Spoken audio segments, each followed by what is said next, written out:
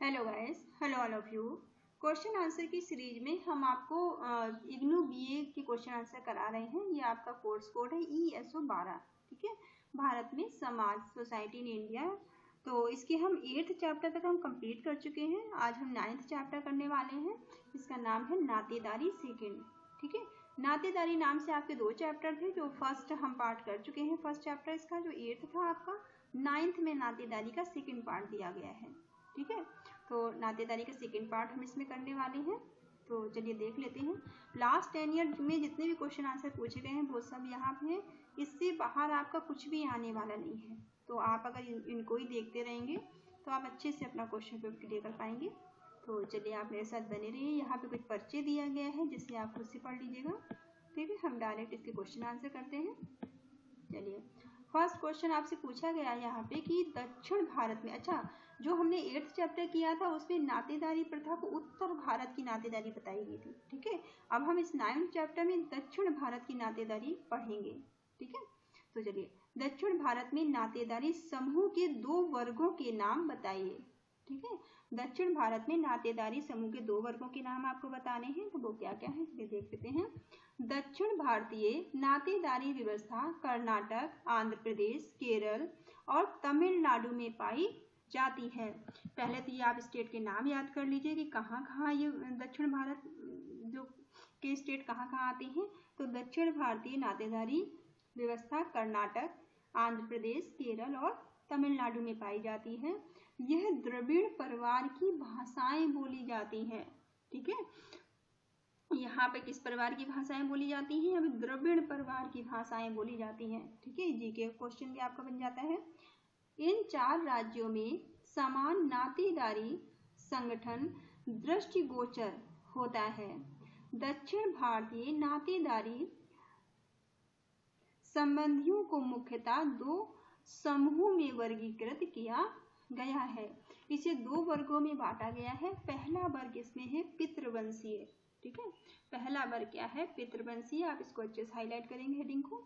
दक्षिण भारत में अपने परिवारों से अलग नातेदारी पितृवंश परंपरा के होते हैं। ठीक है, उनके साथ प्रतीक की परस्पर घनिष्ठता विद्यमान रहती है। इस प्रकार की सहयोगिता पितृवंशीय स्थानीय आवास के नियमों पर आधारित रहती है। तंजौर जिले के, ठीक है, तंजौर जिला है, एक स्थान है, तंजौर जिले के ब्राह्मणों के पितृवंशीय परंपरा वाले वंश समूह छोटे छोटे समूह में विभक्त रहते हैं। यहाँ पर प्रत्येक जाति में 1 से लेकर 12 तक बहिर्विवाह पितृवंश परंपरा तक ही गांव में प्राप्त हो सकती है। ठीक है, कुछ ये खासियत है उसकी जिस पर आप ध्यान दीजिए।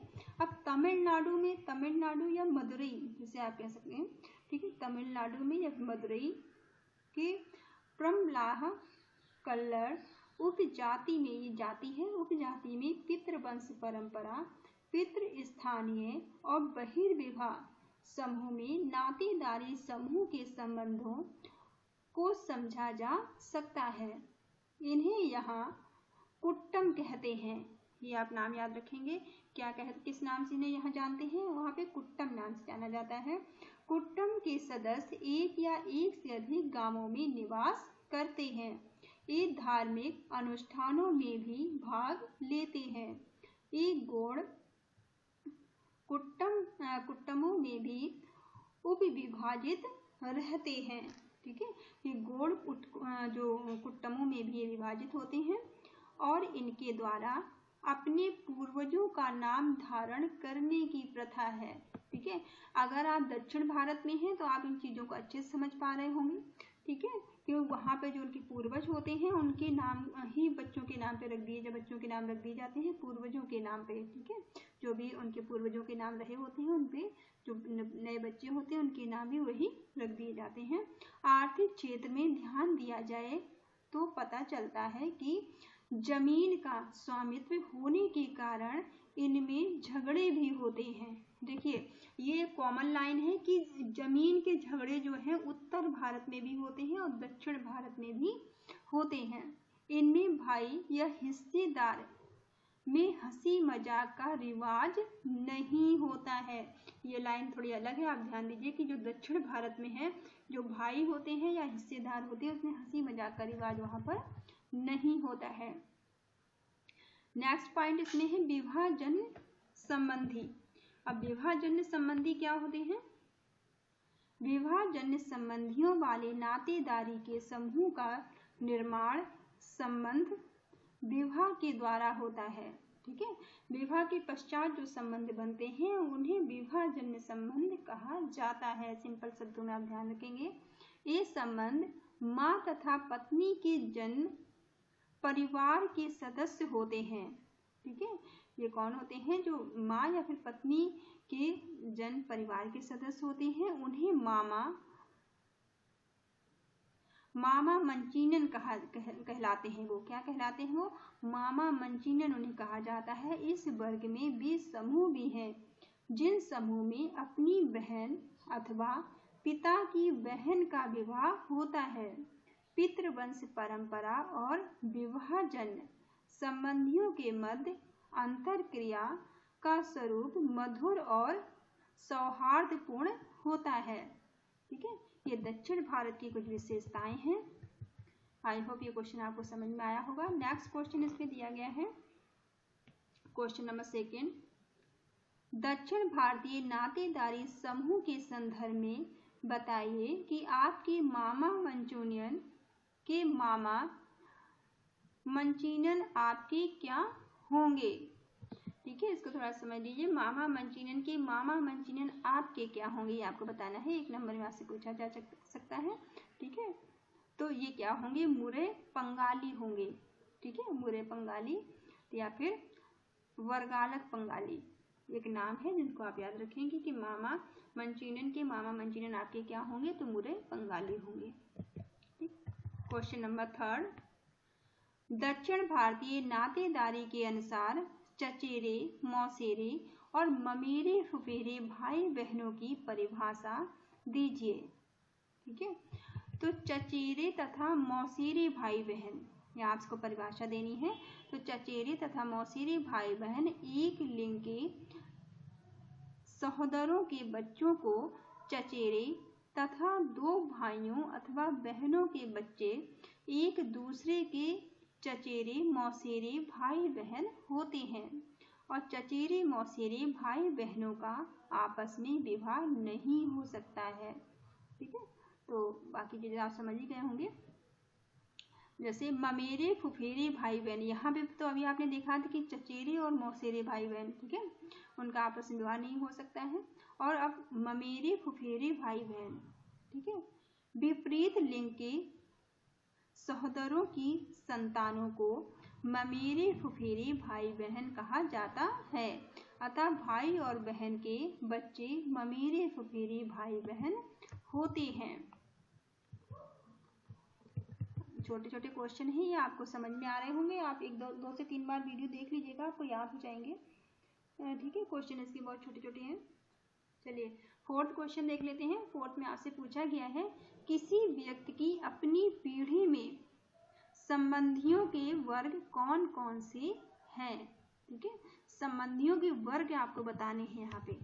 ठीक है, तो दक्षिण भारत में किसी व्यक्ति की अपनी पीढ़ी के संबंधियों के 2 वर्ग हो सकते हैं जो निम्नलिखित हैं।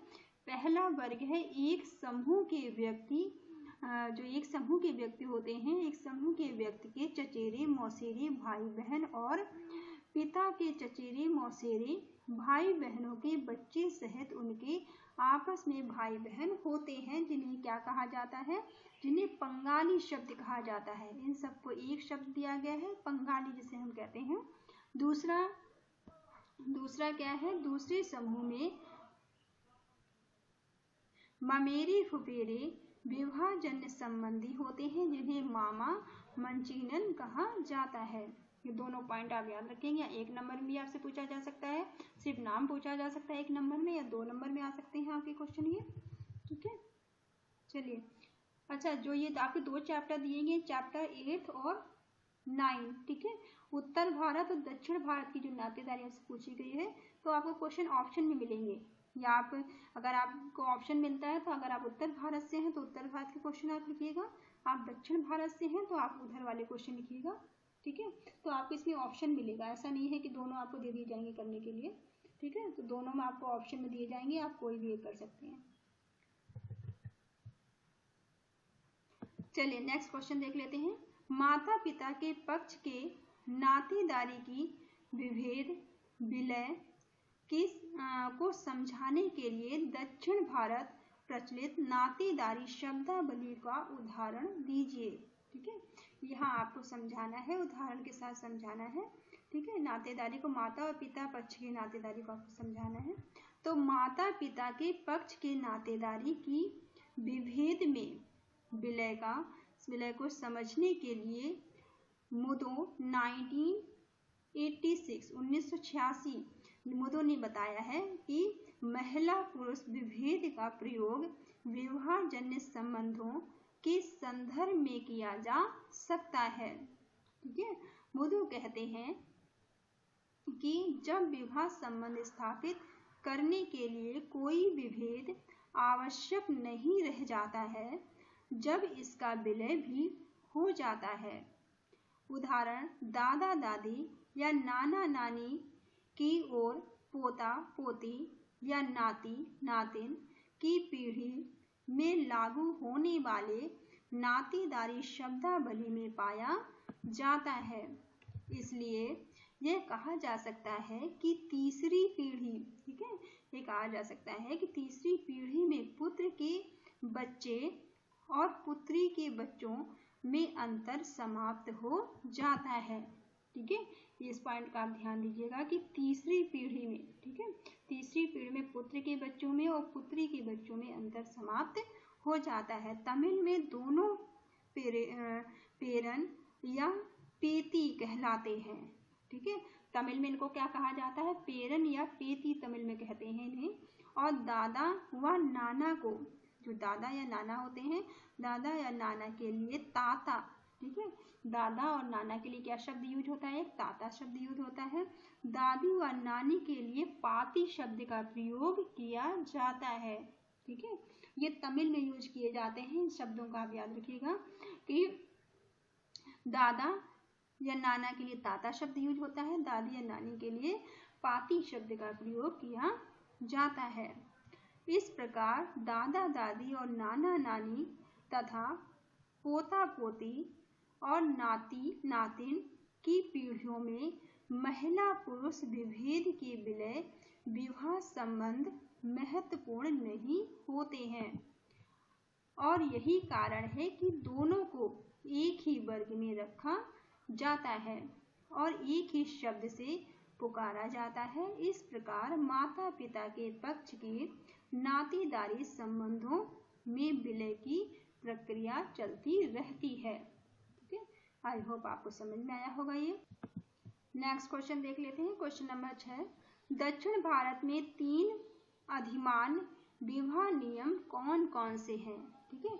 दक्षिण भारत के 3 अधिमान विवाह नियम आपको यहाँ पर बताने हैं। तो दक्षिण भारतीय नातेदारी व्यवस्था के नियम सकारात्मक होते हैं, ठीक है। ये जो नियम है वो कैसे होते हैं, सकारात्मक होते हैं, ठीक है। तो दक्षिण भारतीय नातेदारी व्यवस्था के नियम कैसे होते हैं, सकारात्मक होते हैं। यहाँ के विवाह में एक विशेष प्रकार के संबंधों को वरीयता दी जाती है।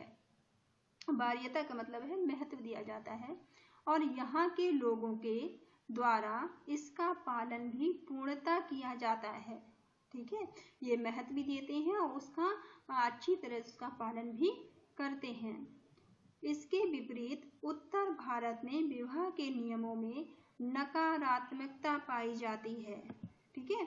दोनों पॉइंट आप ध्यान दीजिए, अगर आपको कंपेयर करने के लिए पूछा जा सकता है तो आपको ये आपके लिए महत्वपूर्ण पॉइंट है कि अगर आपसे पूछा जा सकता है दक्षिण भारत उत्तर भारत में अगर आपको कंपेयर करने के लिए कहा जाता है तो आप क्या बताएंगे कि जो दक्षिण भारत की नातेदारी के जो नियम है वो सकारात्मक है, और जो उत्तर भारत में विवाह के नियम है वो नकारात्मक है, ठीक है, ये दोनों पॉइंट आप याद रखेंगे।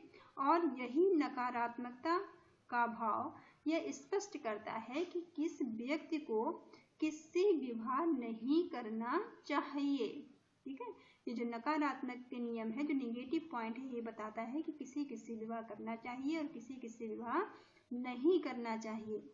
दक्षिण भारत के सकारात्मक सोच के कारण यह स्पष्ट होता है कि इसमें विवाह किया जा सकता है। अधिमान्य विवाह के नियम इस प्रकार हैं। यहाँ पर विवाह के आपको नियम दिए गए हैं। प्रथम अधिमान्य नियम, जो पहला अधिमान्य नियम है, आप इसकी हेडिंग डाल के लिखेंगे अच्छे से। नगरों को छोड़कर अनेक जातियों में अपनी बड़ी बहन की कन्या से विवाह को पहली अधिमान्यता दी जाती है। ठीक है, पहला नियम यहाँ पे क्या है कि नगरों को छोड़कर, अगर नगरों की हम बात ना करें, नगरों को छोड़कर अनेक जातियां ऐसी हैं, ठीक है, बहुत सारी ऐसी जातियां हैं जिनमें अपनी बड़ी बहन की कन्या से विवाह करने को पहली अधिमान्यता दी जाती है। दूसरा नियम इसमें बताता है, दूसरा अधिमान्य नियम, दूसरे वर्ग में अपनी बुआ यानी कि पिता की बहन की कन्या से विवाह सम्मिलित है। इस प्रकार एक स्त्री अपनी मामा के पुत्र से विवाह करती है। इस प्रकार ये विवाह में पलटे का सिद्धांत है। ये पॉइंट आप याद रखेंगे। इस तरह के विवाह को क्या कहते हैं? पलटे का सिद्धांत कहा जाता है। ठीक है, किस तरह के विवाह में जो पिता की बहन मतलब आपकी जो बुआ है कि कन्या विवाह सम्मिलित है। इस प्रकार स्त्री अपनी मामा के पुत्र से विवाह करती है। ठीक है, कोई लड़की अगर अपने मामा के बेटे से शादी करती है तो इसे क्या कहते हैं? पलटा का नियम कहते हैं इसे। ठीक है, पलटा का सिद्धांत कहा जाता है। तीसरा नियम,